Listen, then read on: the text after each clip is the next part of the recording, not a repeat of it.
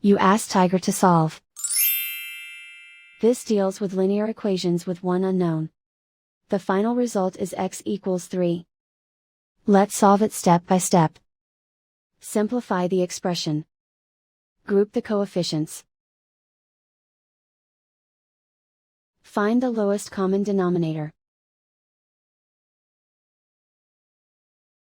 Multiply the denominators. Multiply the numerators. Combine the fractions. Combine the numerators. Find the greatest common factor of the numerator and denominator. Factor out and cancel the greatest common factor. Isolate the x.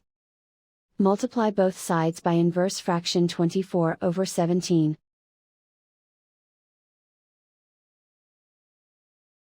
Group like terms.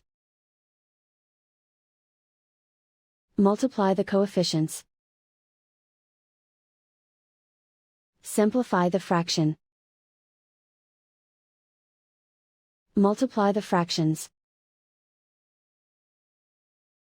Find the greatest common factor of the numerator and denominator.